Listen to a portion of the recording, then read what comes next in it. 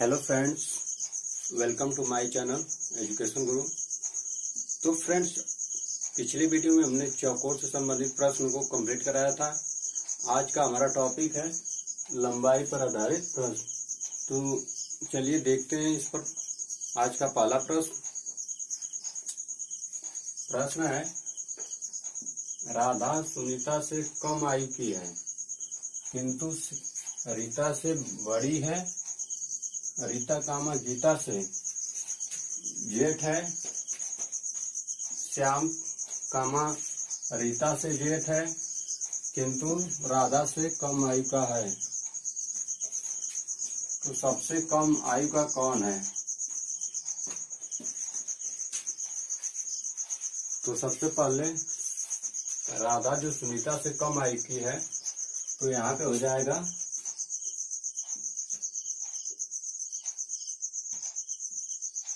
सुनीता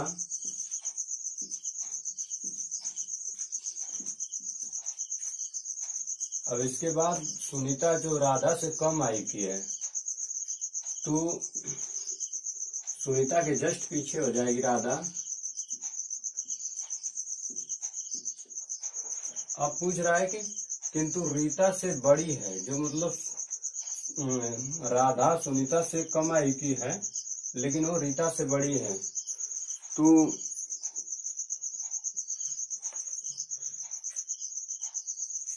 आपका फिर दिया है कि रीता कामा गीता से जेठ है। श्याम कामा रीता से जेठ है। तो आपका यहाँ पे हो जाएगा श्याम।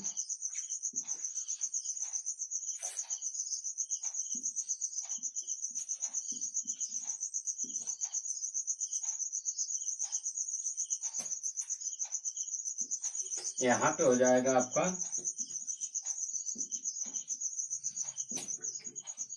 रीता। अब यहाँ पे बचा आपका गीता।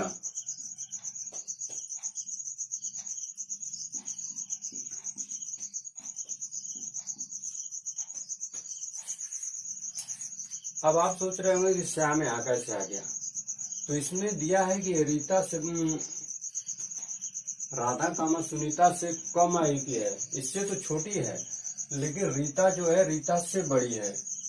अब फिर आगे वो कह रहा है कि रीता कामा गीता से जेठ है। तो गीता से जेठ है तो गीता के आगे ही बैठेगी। अब उसके बाद दिया है कि श्याम कामा रीता से जेठ है। तो जो श्याम है वो रीता से बड़ा है, तो वो रीता के आगे बैठेगा, इसलिए रीता यहाँ पे आ जाएगी, श्याम यहाँ आ जाएगा। लेकिन किंतु राधा से कम आयु का है। तो जो श्याम है वो रीता से बड़ा है लेकिन राधा से छोटा है, इसलिए वो बीच में आएगा। अब इसमें पूछ रहा है कि सबसे कम आयु का कौन है। तो सबसे कम आयु का गीता हो जाएगी। आपका उत्तर होगा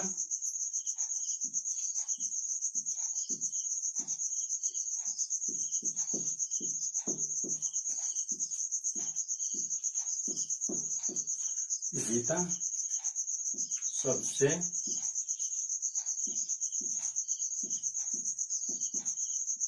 कम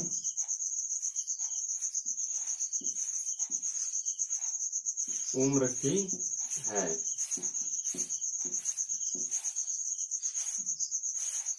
इसको दो तरीके से हल किया जाता है। एक इस तरफ भी लगा दिया जाता है, जैसे देखिए अब सुनीता सबसे आगे है तो सुनीता को सबसे ऊपर करिए। अब इसके नीचे श्याम राधा दूसरे नंबर पे है तो राधा को रखिए। अब इसके बाद श्याम तीसरे नंबर पे है।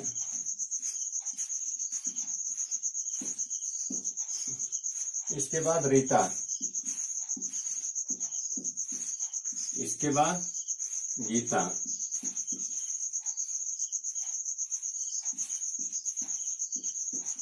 अब देखिए इसमें क्या होता है कि जो मतलब इधर है वो सबसे बड़ा होगा और जो इधर है सबसे छोटा माना जाता है। और इस वाले तरीके से जो सबसे ऊपर है वो सबसे बड़ा माना जाता है और जो सबसे नीचे रहता है वो सबसे छोटा माना जाता है। तो उम्मीद है कि आपको ये प्रश्न समझ में आ गया होगा, तो आप लोग इसे नोट कर लीजिए। अगला प्रश्न, महेश कामा राजन से लंबा है जो कि मनीष से नाटा है। राजन कामा गुंजन से लंबा है लेकिन राहुल से नाटा है। महेश कामा मनीष से नाटा है। बताएं कि इनमें से सबसे लंबा कौन है। तो देखिए ऐसे प्रश्न, इस प्रश्न का तो हम सीधे उत्तर ले देंगे। ज्ञात नहीं किया जा सकता। अब आप सोच रहे होंगे कि इसने डायरेक्ट मतलब आंसर कैसे बता दिया, क्यों बता दिया। तो देखिए अब आपको समझाते हैं। देखिए ये दिया है महेश कामा राजन से लंबा है। देखिए अब महेश, सॉरी पेंसिल थोड़ा चल नहीं रही है।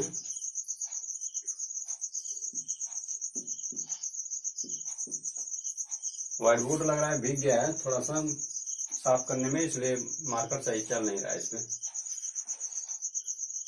तो देखिए महेश कामा राजन से लंबा है तो इसके पीछे राजन आ जाएगा। ठीक, अब दिया है महेश कामा राजन से लंबा है जो कि मनीष से नाटा है, तो यहाँ पे तो मनीष आ जाएगा, यहाँ मनीष आ जाएगा। राजन कामा गुंजन से लंबा है तो आपका गुंजन यहाँ आ जाएगी।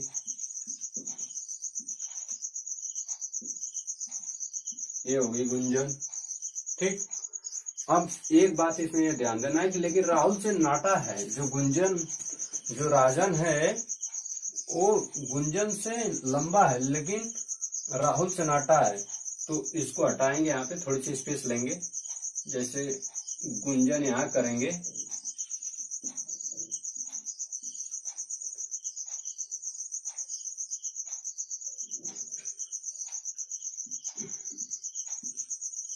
राहुल यहाँ आ जाएगा, राजन यहाँ आ जाएगा।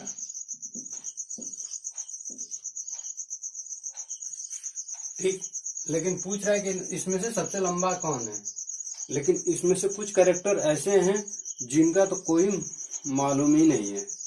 जैसे देखिए अब राहुल है तो राहुल का ना तो महेश से कोई संबंध इसमें दिखा रहा है और ना ही मनीष से इसका कोई संबंध दिखा रहा है। कहीं इसमें कहीं उसका संबंध ही नहीं है राहुल से कि राहुल महेश से छोटा है या मनीष से छोटा है या इससे बड़ा है या इससे छोटा है। तो अब राहुल को कहाँ रखें, यहाँ रखें, यहाँ रखें, कुछ पता नहीं है।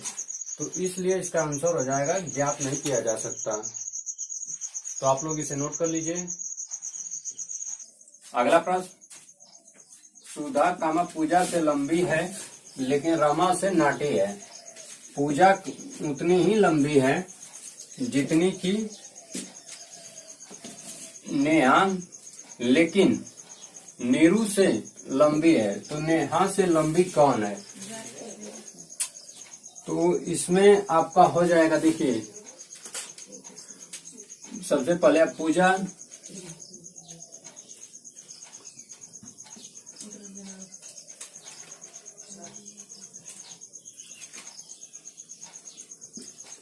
ये पूजा हो गई। अब पूजा से सुधा लंबी है तो सुधा यहाँ आ जाएगी।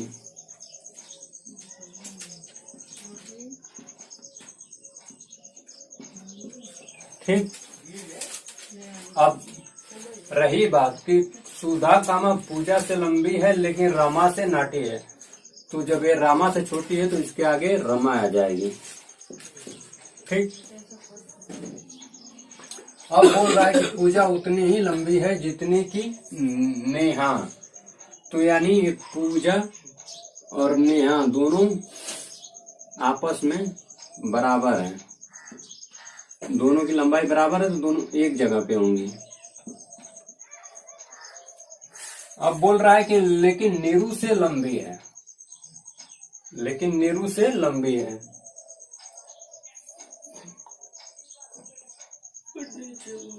तो जब ये नेहा नीरू से सॉरी लेकिन नीरू से लंबी है, कौन? पूजा उतनी ही लंबी है जितनी की नेहा, लेकिन नीरू से लंबी है। तो नीरू आपका आ जाएगा यहाँ पे।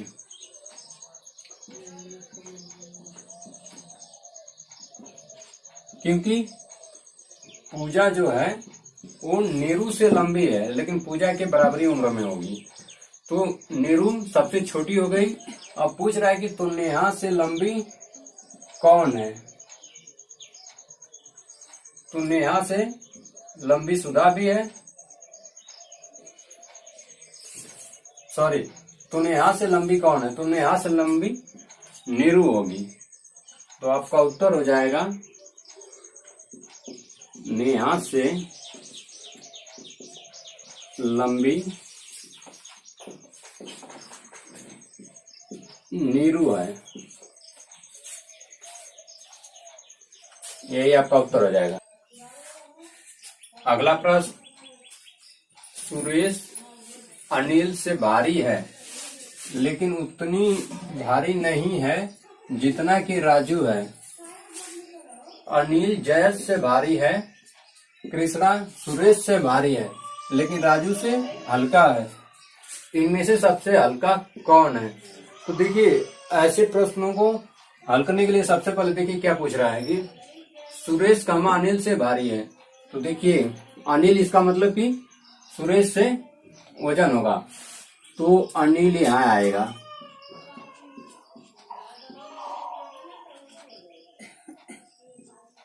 और इसके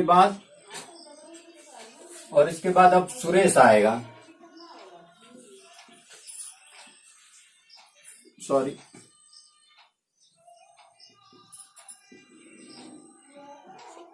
सुरेश हो गया। लेकिन बोल रहा है कि सुरेश कमा अनिल से भारी है लेकिन उतना भारी नहीं है जितना कि राजू है।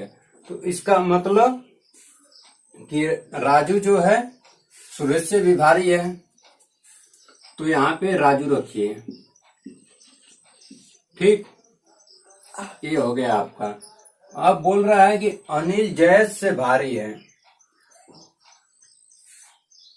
तो आपका जयेश आ जाएगा यहाँ पे, क्योंकि अनिल जयेश से भी भारी है। यहाँ आ जाएगा। बोल रहा है कि कृष्णा सुरेश से भारी है लेकिन राजू से हल्का है, तो आपका कृष्णा यहाँ पे आ जाएगा, क्योंकि सुरेश से भारी तो है लेकिन राजू से हल्का भी है। तो ये दोनों के बीच में आएगा, इसीलिए हमने दूरी बना के पहले ही लिखा था। तो देखिए, इसमें पूछ रहा है ना कि इनमें से सबसे हल्का कौन है, तो आपका उत्तर हो जाएगा इनमें से सबसे हल्का जयेश है। इनमें से सबसे हल्का जयेश है, यही आपका उत्तर हो जाएगा।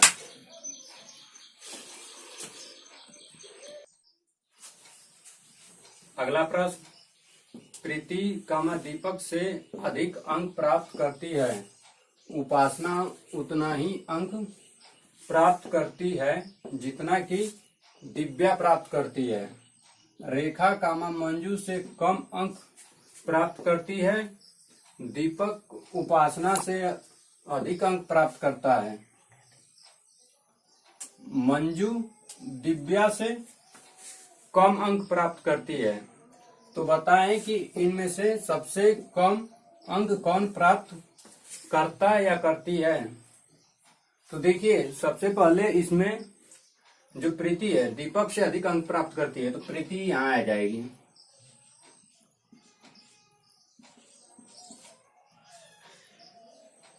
ठीक,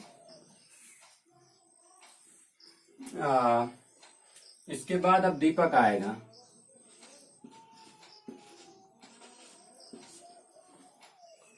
अब इसके बाद बोल रहा है कि उपासना उतना ही अंक प्राप्त करती है जितना कि दिव्या। तो यहाँ पे उपासना हो जाएगी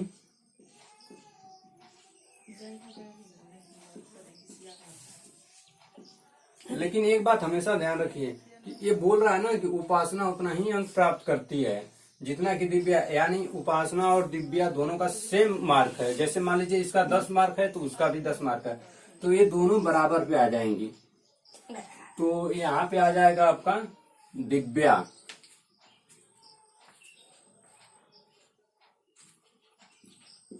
ये हो गया दिव्या। अब बोल रहा है ना कि रेखा मंजू से कम अंक प्राप्त करती है।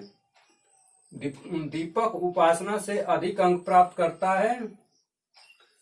मंजू कामा दिव्या से कम अंक प्राप्त करती है। तो जो मंजू है वो दिव्या से कम अंक प्राप्त करती है, तो वो यहाँ पे आ जाएगी कौन? मंजू। ये आपका मंजू हो गया। अब बोल रहा है, अब देखिए अब क्या लिखा है कि रेखा कामा मंजू से कम अंक प्राप्त करती है। तो जो रेखा लड़की है वो मंजू से बहुत कम मार्क पाती है, तो देखिए वो यहाँ आ जाएगी।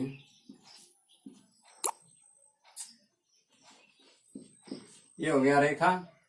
अब इसमें क्या पूछ रहा है, तो बताएं कि इनमें से सबसे कम अंक कौन प्राप्त करता या करती है। जैसे देखिए यहाँ पे करता या करती इसलिए लगाया गया है कि मान लीजिए यहाँ पे करता सिर्फ रहेगा तो आपको कंफर्म हो जाएगा कि ये दीपक है, और यहाँ पे करती सिर्फ रहेगा तो आप दीपक को हटा देंगे सीधे, क्योंकि दीपक से कोई मतलब नहीं रहता। तो इसमें एक लड़का है और लड़की है, तो इसलिए दोनों इसमें लगेगा करता या करती हैं।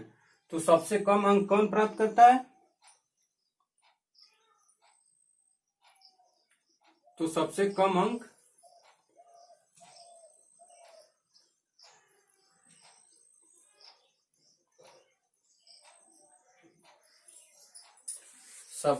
अंक है आपका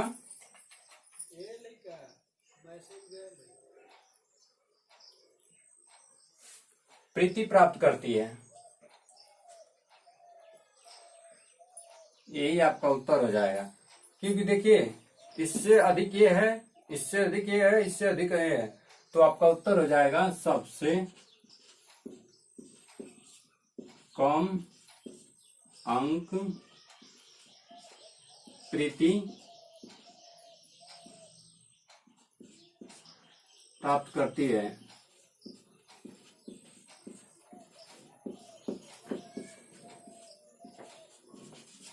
यही आपका उत्तर हो जाएगा। तो दोस्तों आज का ये टॉपिक हमारा लंबाई पे आधारित प्रश्न खत्म हो गया है। इसमें इस चैप्टर से, क्रम परीक्षण चैप्टर से 2 टॉपिक और बचे हैं जो हम कल पढ़ाएंगे। तो दोस्तों अभी तक जो हमारे चैनल को सब्सक्राइब नहीं किए हैं, चैनल को सब्सक्राइब कर ले और वीडियो को लाइक जरूर करें। तब तक तो मिलते हैं अगले वीडियो में, तब तक के लिए जय हिंद, जय भारत।